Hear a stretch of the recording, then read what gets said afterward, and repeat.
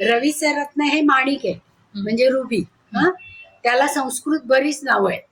मग त्याचं आपण जे प्रचलित नाव म्हणतो त्याला माणिक रत्न, ही संस्कृत मधली 7 नावं आहेत त्यांची.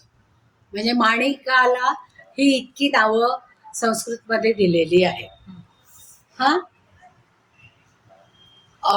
माणिक हे कुरुविंद फॅमिली मधलं रत्न आहे. ओके.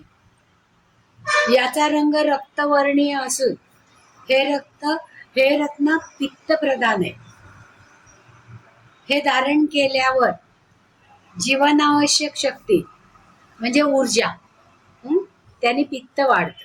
म्हणजे ज्यांना पित्ताचा त्रास होतो त्यांनी हे रत्न जपून वापरायचं. किंवा आपण काय म्हणतो, रत्नाचं पाणी पण पिलं तर चालतं. म्हणजे ग्लासमध्ये रात्री घालून ठेवायचं, सकाळी त्याचं पाणी प्यायचं.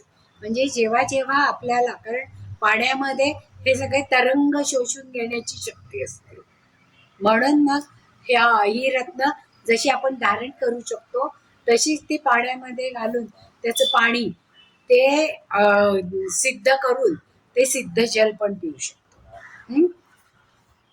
त्याच्यामुळे जीवनाची शक्ती, कारण रवी हा आत्मकारक आहे की नाही, त्यामुळे जीवनाची शक्ती म्हणजे काय, ऊर्जा आणि तेज. म्हणजे आपण जे अगदी डल असं बसू तसं बसत नाही.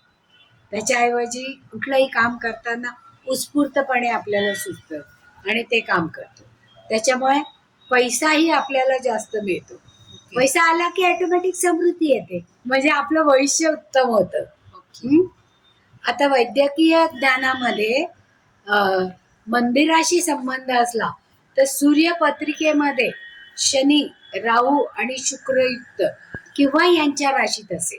पण शनी, राहू आणि शुक्रयुक्त असल्यास किंवा सूर्य तुला मकर राशीत असताना सूर्य, कुंडलीतला सूर्य जर शुभस्थानी नसेल, शुभस्थानी म्हणजे कुठे कुठे म्हणतो आपण की जो शनी बरोबर आहे, जो राहू बरोबर आहे, जो मंगळा बरोबर आहे, तर अशा या सूर्याला तो शुभस्थितीत नाही असं म्हणतो.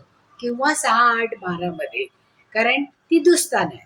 तिथे जर असेल तर मग काय होतं, नैराश्य येतं, दुःख सहन करावं लागतं, वादविवाद होतात, अहंकार आपला पराकोटीचा होतो. म्हणजे जिथे नाही बोलायला पाहिजे तिथे आपण बोलून बसतो.